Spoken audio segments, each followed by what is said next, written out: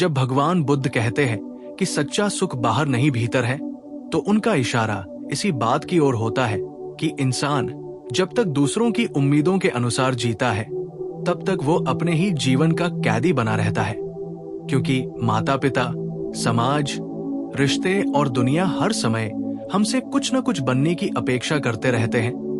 कोई सफल देखना चाहता है, कोई आज्ञाकारी, कोई आदर्श। लेकिन इस दौड़ में हम धीरे धीरे अपनी अंतरात्मा की आवाज को दबा देते हैं और बुद्ध कहते हैं कि जो जीवन तुम्हारा नहीं है, उसे जीते रहना स्वयं के प्रति सबसे बड़ी हिंसा है। अंतरात्मा कभी शोर नहीं करती, वो शांत होती है। वो डर नहीं दिखाती बल्कि सुकून देती है, पर हम उसे सुन नहीं पाते क्योंकि हमारा मन तुलना, भय और भविष्य की चिंताओं से भरा रहता है। हम डरते हैं कि अगर हमने अपनी सुनी तो लोग क्या कहेंगे, अकेले पड़ जाएंगे, गलत साबित हो जाएंगे। लेकिन बुद्ध स्पष्ट कहते हैं कि डर भविष्य में रहता है और सत्य वर्तमान में, और जो व्यक्ति वर्तमान में अपनी आत्मा की सुन लेता है वही मुक्त होता है। भले ही उसका रास्ता कठिन हो, भले ही लोग साथ छोड़ दें, क्योंकि सच्ची खुशी किसी उपलब्धि में नहीं बल्कि उस क्षण में है जब भीतर का संघर्ष समाप्त हो जाता है और मन हल्का हो जाता है। बुद्ध सिखाते हैं कि मौन में बैठो, क्योंकि शांति में ही आत्मा बोलती है। तुलना छोड़ो, क्योंकि तुलना दूसरों की उम्मीदें पैदा करती है। हर जगह हाँ कहना बंद करो, क्योंकि हर झूठी हाँ आत्मा के खिलाफ जाती है। अपने शरीर और मन की अनुभूति को समझो, क्योंकि जहां भीतर भारीपन है वहां सत्य नहीं। और अकेले चलने का साहस रखो, क्योंकि बुद्ध भी अकेले ही जागे थे।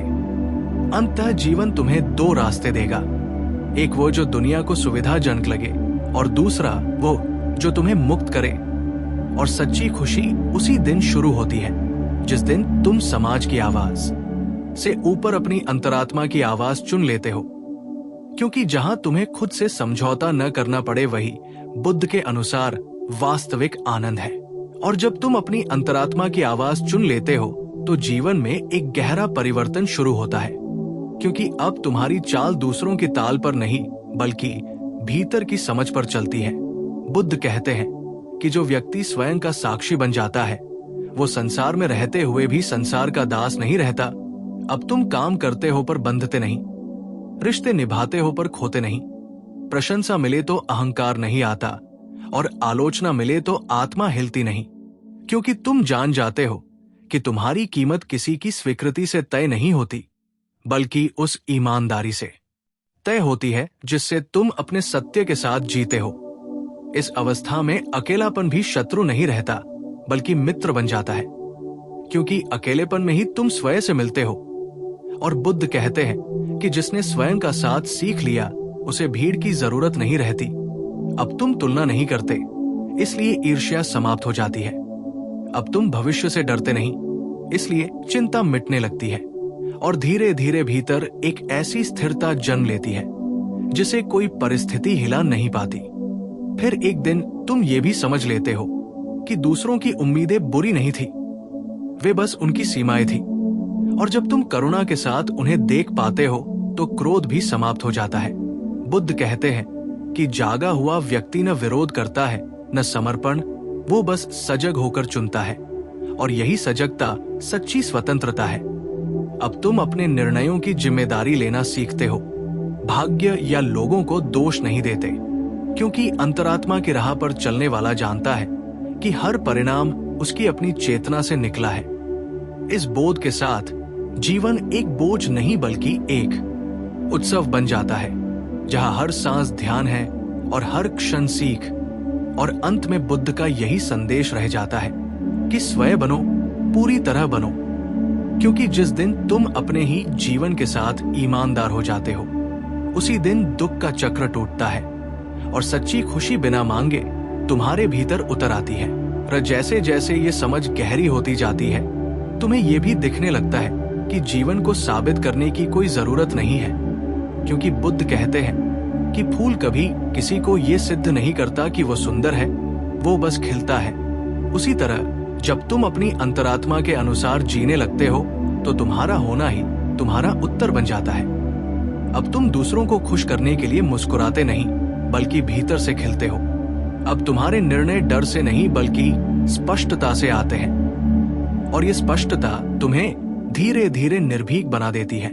लोग आएंगे, जाएंगे, सराहेंगे, नकारेंगे, लेकिन तुम इन सब के बीच एक केंद्र की तरह स्थिर रहोगे। बुद्ध इसे ही मध्य मार्ग कहते हैं, जहां न तुम संसार से भागते हो और न संसार में खोते हो, बल्कि सजग होकर जीते हो। और इस सजग जीवन में हर अनुभव शिक्षक बन जाता है, हर ठोकर समझ देती है, और हर पीड़ा तुम्हें और भीतर ले जाती है। अंततः बुद्ध का संदेश बहुत सरल है, लेकिन उसे जीना साहस मांगता है। खुद से झूठ मत बोलो, क्योंकि जिस दिन तुम अपनी अंतरात्मा के विरुद्ध जीते हो, उसी दिन दुख का जन्म होता है। और जिस दिन तुम भीतर की सच्ची आवाज के साथ खड़े हो जाते हो, उसी दिन मुक्ति शुरू होती है। सच्ची खुशी किसी भविष्य में नहीं छिपी, वो इसी क्षण उपलब्ध है। बस शर्त इतनी है कि तुम अपने जीवन की जिम्मेदारी स्वयं लो। दूसरों की उम्मीदों को सम्मान के साथ सुनो, लेकिन अपना मार्ग खुद चुनो, क्योंकि बुद्ध कहते हैं कि तुम अपना दीपक स्वयं बनो, कोई और तुम्हारे भीतर उजाला नहीं जला सकता। और जिस दिन ये दीपक जल उठता है, उस दिन जीवन बोझ नहीं रहता, वो ध्यान बन जाता है, वो उत्सव बन जाता है। और वही उत्सव सच्ची, स्थायी और शांत खुशी का नाम। और जब ये दीपक भीतर जल जाता है, तो जीवन को देखने का पूरा दृष्टिकोण बदल जाता है। अब तुम्हें ये स्पष्ट दिखने लगता है कि अब तक तुम जिस संघर्ष को जीवन समझ रहे थे, वो वास्तव में अपनी ही आत्मा से भागने की कोशिश थी। बुद्ध कहते हैं कि मनुष्य बाहर जितना भी भागे, अंत में थककर भीतर ही लौटता है, क्योंकि शांति का कोई दूसरा पता नहीं है। और जब तुम भीतर लौटते हो, तो सबसे पहले तुम्हारा सामना उस डर से होता है जिसे तुम वर्षों से टालते आए थे। वही डर कि अगर मैं अपने अनुसार जिया तो क्या मैं स्वीकार किया जाऊंगा, क्या मैं अकेला रह जाऊंगा, क्या मैं गलत हो जाऊंगा।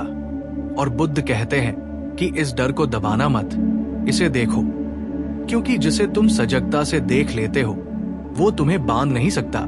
जैसे ही तुम डर को देखने लगते हो, वो कमजोर पड़ने लगता है, और उसी क्षण तुम्हें पहली बार अपनी स्वतंत्रता का स्वाद मिलता है।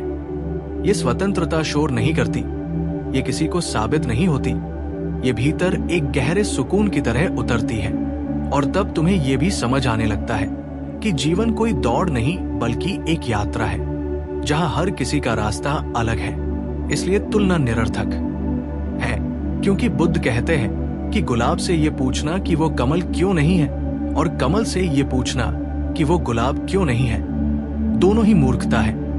प्रत्येक का खिलना अलग है, और उसी में उसकी पूर्णता है। धीरे धीरे जब तुम अपनी अंतरात्मा की सुनते हुए निर्णय लेने लगते हो, तो तुम्हारे संबंध भी बदलने लगते हैं। अब तुम प्रेम को आवश्यकता नहीं बनाते, बल्कि साझा करना बनाते हो। अब तुम किसी को पकड़कर नहीं रखते, बल्कि स्वतंत्र छोड़ते हो, क्योंकि बुद्ध कहते हैं कि जो प्रेम बंधन बन जाए, वो प्रेम नहीं भय है, और जो प्रेम स्वतंत्रता दे, वही करुणा है। इस अवस्था में तुम्हें अकेले होने से डर नहीं लगता, क्योंकि तुम जान जाते हो कि अकेलापन और एकांत अलग चीजें हैं। अकेलापन तब होता है जब तुम स्वयं से कटे होते हो, और एकांत तब होता है जब तुम स्वयं के साथ होते हो। और बुद्ध ने हमेशा एकांत को चुना, क्योंकि वही आत्मबोध की भूमि है। इसी भूमि पर खड़े होकर तुम संसार में लौटते हो, और तब संसार तुम्हें डुबो नहीं पाता, क्योंकि अब तुम्हारे पास एक आधार होता है। अब तुम हालात के अनुसार नहीं बल्कि समझ के अनुसार जीते हो, और यही समझ तुम्हें प्रतिक्रियाओं से ऊपर उठाकर उत्तरदायित्व में ले जाती है, जहां तुम हर परिस्थिति में ये नहीं पूछते कि मेरे साथ ऐसा क्यों हुआ, बल्कि ये देखते हो कि अब मुझे इससे क्या सीखना है।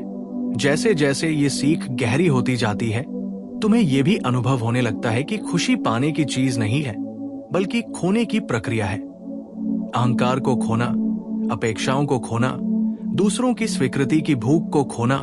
बुद्ध कहते हैं कि जब तक तुम कुछ बनने की कोशिश कर रहे हो, तब तक तुम थके रहोगे, और जिस दिन तुम बस होने की अनुमति दे दोगे, उसी दिन विश्राम शुरू होगा।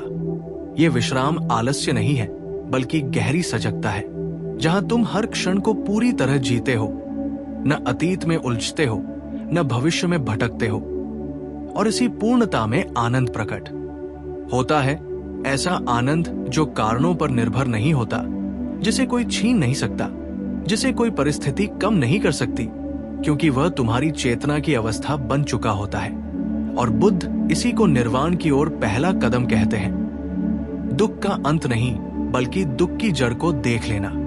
अंत में बुद्ध का संदेश बहुत सीधा है, लेकिन उसे सुनने के लिए साहस चाहिए। वे कहते हैं कि दुनिया तुम्हें सिखाएगी कैसे अनुकूल बनना है, लेकिन आत्मा तुम्हें सिखाएगी कैसे सत्य में जीना है, और दोनों रास्ते अलग हैं। अनुकूलता तुम्हें सुरक्षित महसूस करा सकती है, लेकिन वह तुम्हें जीवित महसूस नहीं कराएगी, जबकि सत्य का रास्ता कठिन हो सकता है, अकेला हो सकता है, लेकिन वही तुम्हें भीतर से जीवित करता है। इसलिए बुद्ध कहते हैं, अब दीपो भव, अपना दीपक स्वयं बनो, किसी और के उजाले पर निर्भर मत रहो, क्योंकि जिस दिन तुम अपनी अंतरात्मा की रोशनी में चलने लगते हो, उस दिन जीवन से शिकायतें समाप्त हो जाती है, तुलना गिर जाती है, डर पिघल जाता है, और जो बचता है वही सच्ची खुशी है, शांत, स्थिर, गहरी और अडिग, जो किसी तालियों की मोहताज नहीं होती, जो बस तुम्हारे होने मात्र से प्रकट हो जाती है कि अब तक तुम जिस संघर्ष को जीवन समझ रहे थे, वो वास्तव में अपनी ही आत्मा से भागने की कोशिश थी। बुद्ध कहते हैं कि मनुष्य बाहर जितना भी भागे, अंत में थककर भीतर ही लौटता है, क्योंकि शांति का कोई दूसरा पता नहीं है। और जब तुम भीतर लौटते हो, तो सबसे पहले तुम्हारा सामना उस डर से होता है जिसे तुम वर्षों से टालते आए थे। वही डर कि अगर मैं अपने अनुसार जिया तो क्या मैं स्वीकार किया जाऊंगा, क्या मैं अकेला रह जाऊंगा, क्या मैं गलत हो जाऊंगा। और बुद्ध कहते हैं कि इस डर को दबाना मत, इसे देखो, क्योंकि जिसे तुम सजगता से देख लेते हो, वो तुम्हें बांध नहीं सकता। जैसे ही तुम डर को देखने लगते हो, वो कमजोर पड़ने लगता है, और उसी क्षण तुम्हें पहली बार अपनी स्वतंत्रता का स्वाद मिलता है। ये स्वतंत्रता शोर नहीं करती, ये किसी को साबित नहीं होती, ये भीतर एक गहरे सुकून की तरह उतरती है। और तब तुम्हें ये भी समझ आने लगता है कि जीवन कोई दौड़ नहीं, बल्कि एक यात्रा है, जहां हर किसी का रास्ता अलग है। इसलिए तुलना निरर्थक है, क्योंकि बुद्ध कहते हैं कि गुलाब से ये पूछना कि वो कमल क्यों नहीं है, और कमल से ये पूछना कि वो गुलाब क्यों नहीं है, दोनों ही मूर्खता है। प्रत्येक का खिलना अलग है, और उसी में उसकी पूर्णता है। धीरे धीरे जब तुम अपनी अंतरात्मा की सुनते हुए निर्णय लेने लगते हो, तो तुम्हारे संबंध भी बदलने लगते हैं। अब तुम प्रेम को आवश्यकता नहीं बनाते, बल्कि साझा करना बनाते हो।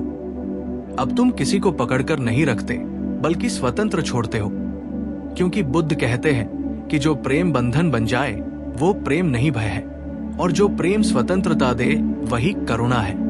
इस अवस्था में तुम्हें अकेले होने से डर नहीं लगता, क्योंकि तुम जान जाते हो कि अकेलापन और एकांत अलग चीजें हैं। अकेलापन तब होता है जब तुम स्वयं से कटे होते हो, और एकांत तब होता है जब तुम स्वयं के साथ होते हो।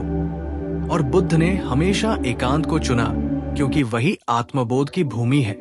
इसी भूमि पर खड़े होकर तुम संसार में लौटते हो, और तब संसार तुम्हें डुबो नहीं पाता, क्योंकि अब तुम्हारे पास एक आधार होता है। अब तुम हालात के अनुसार नहीं, बल्कि समझ के अनुसार जीते हो, और यही समझ तुम्हें प्रतिक्रियाओं से ऊपर उठाकर उत्तरदायित्व में ले जाती है, जहां तुम हर परिस्थिति में ये नहीं पूछते कि मेरे साथ ऐसा क्यों हुआ, बल्कि ये देखते हो कि अब मुझे इससे क्या सीखना है।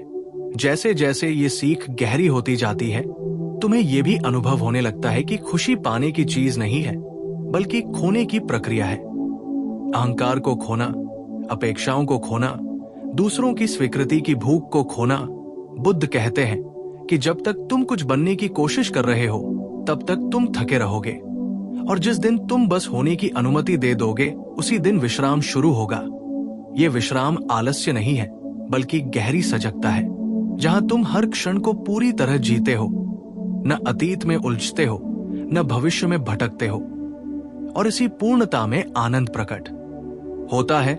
ऐसा आनंद जो कारणों पर निर्भर नहीं होता, जिसे कोई छीन नहीं सकता, जिसे कोई परिस्थिति कम नहीं कर सकती, क्योंकि वह तुम्हारी चेतना की अवस्था बन चुका होता है। और बुद्ध इसी को निर्वाण की ओर पहला कदम कहते हैं। दुख का अंत नहीं, बल्कि दुख की जड़ को देख लेना। अंत में बुद्ध का संदेश बहुत सीधा है, लेकिन उसे सुनने के लिए साहस चाहिए। वे कहते हैं कि दुनिया तुम्हें सिखाएगी कैसे अनुकूल बनना है, लेकिन आत्मा तुम्हें सिखाएगी कैसे सत्य में जीना है। और दोनों रास्ते अलग हैं। अनुकूलता तुम्हें सुरक्षित महसूस करा सकती है, लेकिन वह तुम्हें जीवित महसूस नहीं कराएगी। जबकि सत्य का रास्ता कठिन हो सकता है, अकेला हो सकता है, लेकिन वही तुम्हें भीतर से जीवित करता है। इसलिए बुद्ध कहते हैं, अब दीपो भव, अपना दीपक स्वयं बनो, किसी और के उजाले पर निर्भर मत रहो। क्योंकि जिस दिन तुम अपनी अंतरात्मा की रोशनी में चलने लगते हो, उस दिन जीवन से शिकायतें समाप्त हो जाती हैं, तुलना गिर जाती है, डर पिघल जाता है, और जो बचता है वही सच्ची खुशी है। शांत, स्थिर, गहरी और अडिग, जो किसी तालियों की मोहताज नहीं होती, जो बस तुम्हारे होने मात्र से प्रकट हो जाती। और जब ये अडिग शांति तुम्हारे भीतर स्थिर होने लगती है, तब तुम्हें पहली बार ये अनुभव होता है कि जीवन को नियंत्रित करने की नहीं, समझने की आवश्यकता है। क्योंकि बुद्ध कहते हैं कि जो नियंत्रण चाहता है वो भय से भरा होता है, और जो समझता है वो स्वतः मुक्त हो जाता है। अब तुम परिस्थितियों से लड़ते नहीं, उन्हें देखते हो, स्वीकार करते हो और सजगता से उत्तर देते हो। यही वो बिंदु है जहां मन प्रतिक्रिया देना छोड़ देता है और चेतना उत्तर देना शुरू करती है। पहले जहां अपमान तुम्हें तोड़ देता था, वहां अब वो सिर्फ एक घटना रह जाती है। पहले जहां असफलता तुम्हें कुचल देती थी, वहां अब वो एक शिक्षक बन जाती है। और धीरे धीरे तुम ये जान लेते हो कि सुख और दुख दोनों बाहर से आते हैं, लेकिन शांति भीतर से आती है। इसलिए बाहर कुछ भी बदल जाए, भीतर कुछ नहीं डगमगाता। बुद्ध कहते हैं कि यही वो अवस्था है जहां मनुष्य संसार में रहकर भी संसार से परे हो जाता है। फिर एक दिन तुम्हें यह भी दिखने लगता है कि जिन लोगों की उम्मीदों के बोझ ने तुम्हें वर्षों तक दबाए रखा, वे स्वयं भी अपने भीतर अधूरे थे। वे भी समाज की ही एक कड़ी थे। और ये समझ आते ही शिकायतें समाप्त हो जाती हैं, क्योंकि करुणा जन्म ले लेती है। बुद्ध कहते हैं कि जागा हुआ व्यक्ति दोष नहीं देता, वो देखता है, और जो देख लेता है वो मुक्त हो जाता है। अब तुम अपने माता पिता, अपने साथी, अपने समाज को अलग दृष्टि से देखने लगते हो, न क्रोध के साथ, न विरोध के साथ, बल्कि समझ के साथ। और इसी समझ में तुम्हारी ऊर्जा बचने लगती है, जो पहले बहसों में, साबित करने में और अपेक्षाओं को निभाने में नष्ट हो जाती थी। अब वही ऊर्जा तुम्हें भीतर समृद्ध करने लगती है। तुम्हारा होना शांत हो जाता है, तुम्हारी उपस्थिति हल्की हो जाती है, और लोग बिना कारण तुम्हारे आसपास सुकून महसूस करने लगते हैं। और तब बुद्ध का सबसे गहरा रहस्य खुलता है कि सच्ची खुशी किसी लक्ष्य की प्राप्ति में नहीं, बल्कि जागरूकता की निरंतरता में है। हर कदम पर सजग रहना, हर भावना को देखना, हर विचार को पहचानना, और फिर भी उससे चिपकना नहीं। बुद्ध कहते हैं कि विचार बादल है और तुम आकाश हो। जब तुम बादलों को ही आकाश समझ लेते हो, तब तूफान पैदा होता है। लेकिन जब तुम आकाश में टिक जाते हो, तब तूफान भी तुम्हें छू नहीं पाता। यही वो अवस्था है जहां जीवन अपने आप सरल हो जाता है, निर्णय स्पष्ट हो जाते हैं और रास्ता स्वयं खुलने लगता है, बिना धक्का दिए, बिना जोर लगाए। क्योंकि अब तुम जीवन के विरुद्ध नहीं, बल्कि जीवन के साथ बह रहे होते हो। अंततः बुद्ध यही कहते हैं कि स्वयं के प्रति ईमानदारी ही सबसे बड़ा धर्म है।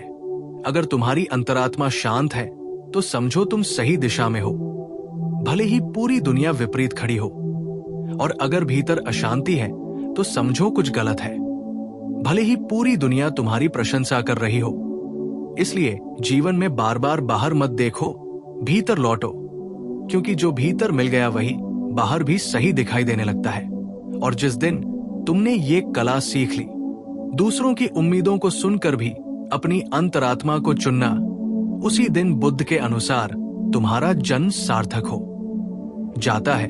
क्योंकि उसी दिन जीवन एक बोझ नहीं रहता, वो ध्यान बन जाता है, वो करुणा बन जाता है, और वही ध्यान, वही करुणा, वही सजगता सच्ची और स्थायी खुशी का वास्तविक रूप है।